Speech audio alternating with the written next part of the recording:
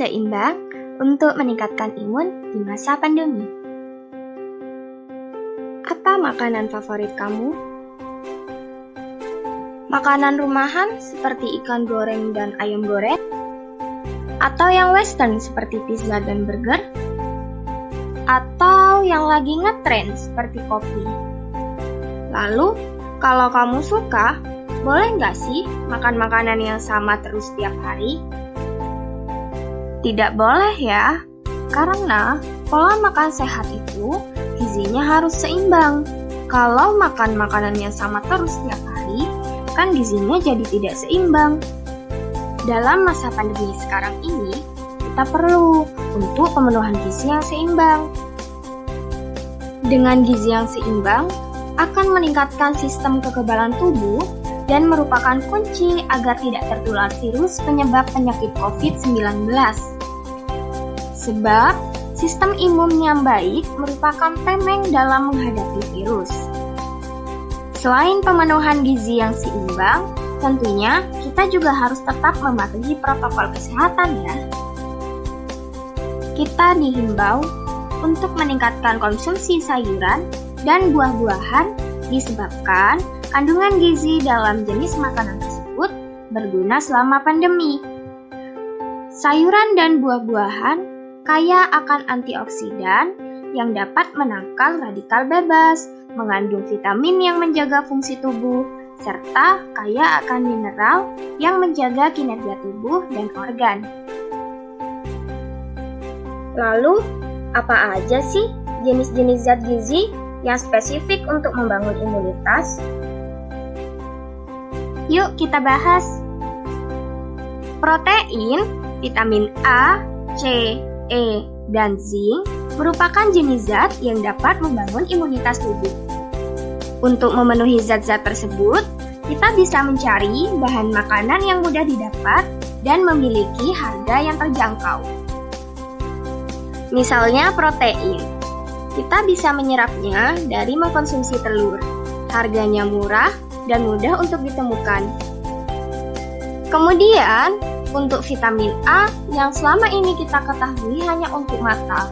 Namun ternyata, vitamin A juga bagus untuk imun. Sumbernya bisa kita dapat dari bahan makanan dengan warna kuning dan oranye seperti wortel dan labu kuning. Lalu, untuk vitamin C, kita bisa menyerapnya dengan mengkonsumsi buah dan sayuran, seperti buah jambu biji, jeruk, pepaya, sayur brokoli yang terbilang cukup murah dan mudah untuk didapat. Dan untuk vitamin E, bisa kita dapat dengan mengkonsumsi minyak zaitun, minyak jagung, minyak bunga matahari, dan yang paling mudah didapat, kita bisa mengkonsumsi margarin. Yang sangat disayangkan, asupan gizi yang mudah tetapi masih belum menjadi kebiasaan bangsa Indonesia, yaitu minum susu. Susu mengandung banyak zat yang dapat membangun sistem imun kita. Disarankan utamanya untuk lansia dan anak-anak agar mulai membiasakan konsumsi susu. Jangan lupa minum susu ya. Masing-masing kelompok usia membutuhkan proporsi asupan makanan yang berbeda-beda untuk mencapai gizi seimbang. Yuk kita bahas kebutuhan gizi menurut kelompok usia. Bayi yang berusia 0 hingga 6 bulan, gizinya dapat terpenuhi hanya dengan mengkonsumsi ASI eksklusif. Karena ASI eksklusif dapat meningkatkan daya tahan tubuh bayi, serta dapat mengurangi resiko bayi terkena penyakit tertentu.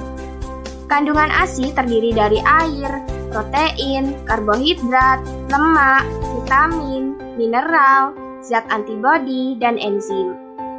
Anak yang berusia 6 hingga 24 bulan, gizinya dapat terpenuhi dengan mengkonsumsi ASI dan makanan pendamping ASI atau MPASI. Terdiri dari makanan pokok, lauk pauk, sayuran, dan buah-buahan. Jenis makanan yang dipilih sebaiknya mengandung karbohidrat, protein, serta zat gizi mikro yang terdiri dari zat besi, zinc, kalsium, vitamin A, vitamin C, dan folat. Perlu diingat, untuk empasi tidak boleh berbumbu tajam atau menggunakan gula, garam, penyedap, pewarna, dan pengawet, serta diusahakan agar mudah ditelan. Anak usia 2 hingga 5 tahun dianjurkan untuk memperbanyak konsumsi makanan seperti sumber protein seperti ikan, telur, susu, tempe, dan tahu. Selain itu, kelompok usia ini perlu memperbanyak konsumsi sayuran dan buah-buahan serta membatasi konsumsi makanan yang manis, asin, dan berlemak. Minum air putih sesuai anjuran sebanyak 1.200 hingga 1.500 ml per hari. Anak usia 6 hingga 9 tahun biasakan diri mengkonsumsi sumber protein hewani, terutama ikan, susu, daging, unggas, dan telur, serta protein nabati seperti kacang-kacangan dan olahan lainnya.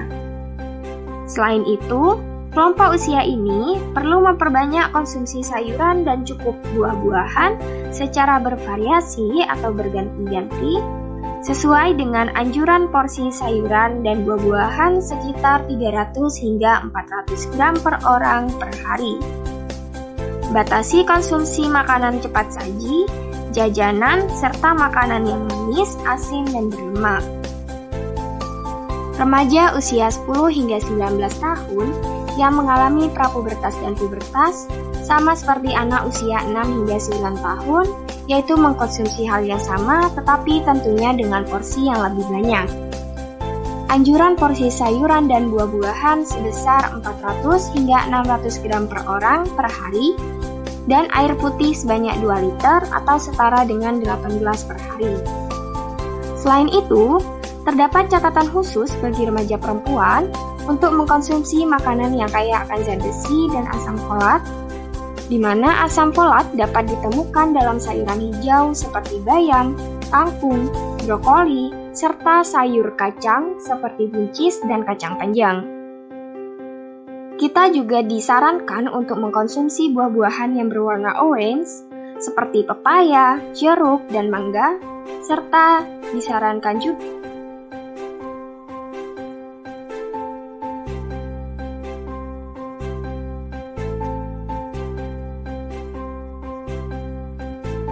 untuk orang dewasa, banyak mengkonsumsi sayuran dan cukup buah-buahan sesuai dengan anjuran sebesar 400 hingga 600 gram per orang per hari. Biasakan diri untuk mengkonsumsi makanan dengan protein tinggi. Kebutuhan protein hewani usia dewasa sekitar 2 hingga 4 porsi per hari. Porsi ini setara dengan 70 hingga 140 gram daging sapi ukuran sedang, 80 hingga 160 gram daging ayam ukuran sedang, atau 80 hingga 160 gram ikan ukuran sedang. Kebutuhan tersebut sama halnya dengan kebutuhan protein nabati sebesar 2 hingga 4 porsi sehari yang setara dengan 100 hingga 200 gram tempe ukuran sedang atau 200 hingga 400 gram tahu ukuran sedang. Selain itu, tetap batasi konsumsi makanan cepat saji, jajanan, serta makanan yang manis, asin, dan berlemak. Minum air putih sekitar 2 liter atau 8 gelas per hari. Untuk usia lanjut, membiasakan diri untuk mengkonsumsi makanan yang kaya akan kalsium seperti ikan dan susu.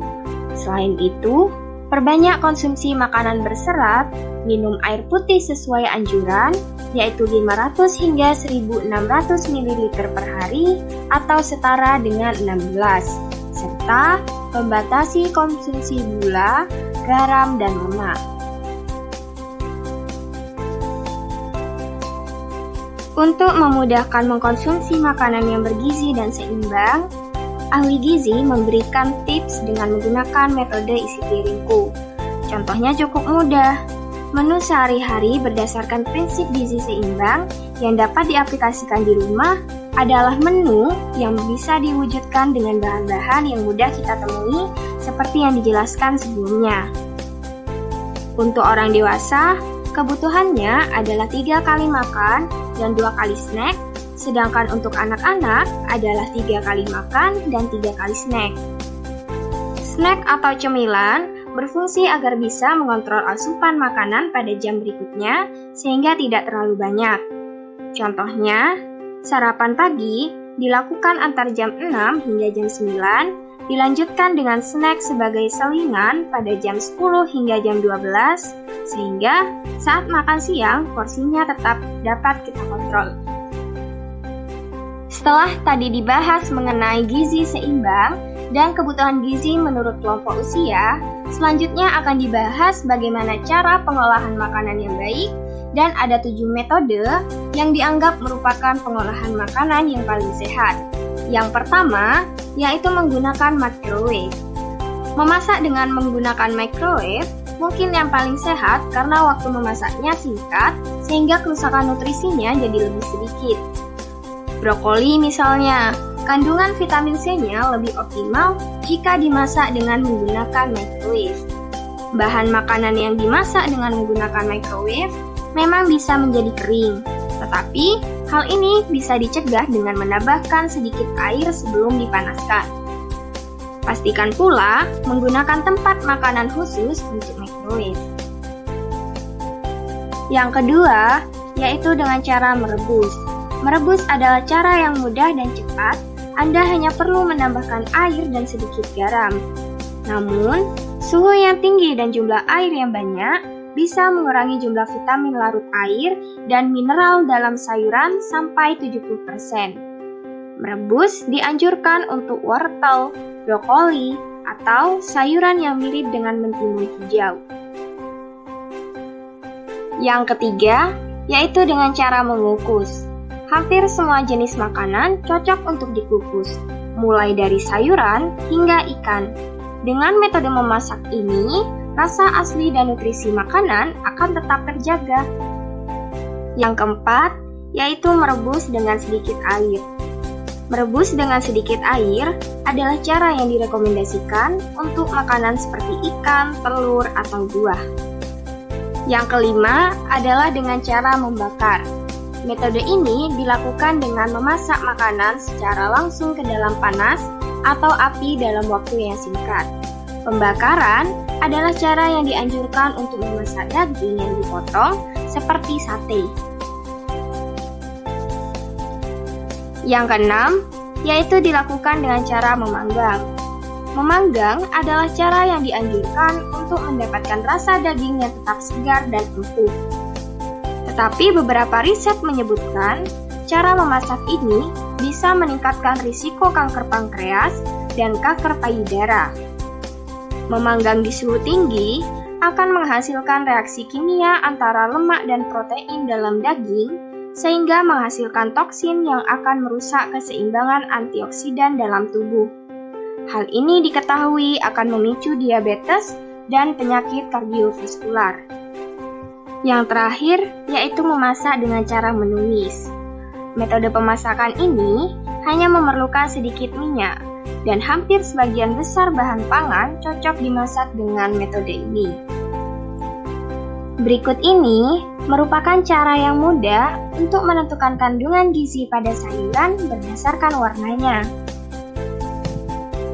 Sayuran berwarna hijau seperti bayam, kangkung, daun singkong, kaya akan karoten, antioksidan, dan vitamin C yang dapat meningkatkan sistem kekebalan tubuh.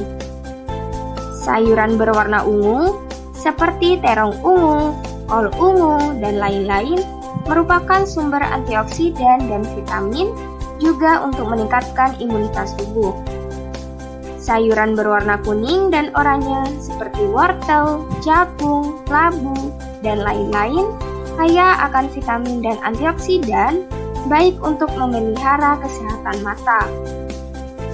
Sayuran berwarna merah seperti bayam merah, lobak merah, dan lain-lain mengandung antioksidan, vitamin A, dan vitamin E. Antioksidan sayuran berwarna merah melindungi pembuluh darah, memelihara kesehatan jantung, serta dapat mencegah kanker.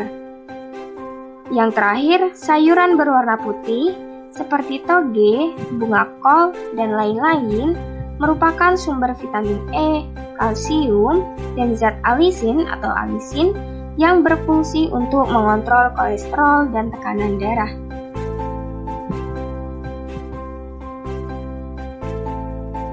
Sedangkan kandungan gizi buah-buahan berdasarkan warnanya adalah sebagai berikut ini. Buah berwarna merah seperti stroberi, apel, dan semangka mengandung vitamin C dan zat flavonoid.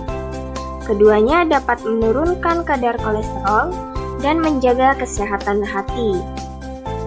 Buah berwarna kuning dan orange seperti mangga, pisang, dan jeruk kaya akan vitamin A dan karoten yang berfungsi meningkatkan sistem imun tubuh. Buah berwarna hijau seperti apel malang merupakan sumber berbagai vitamin berfungsi untuk meningkatkan imunitas tubuh. Dan buah berwarna ungu seperti delima, blueberry mengandung berbagai macam vitamin, salah satunya untuk memelihara kesehatan jantung. Setelah menonton video ini, kita sudah tahu makanan-makanan yang bergizi dan jangan mengkonsumsi makanan yang sama terus setiap hari ya. Konsumsilah makanan yang dianjurkan sesuai umur. Terima kasih.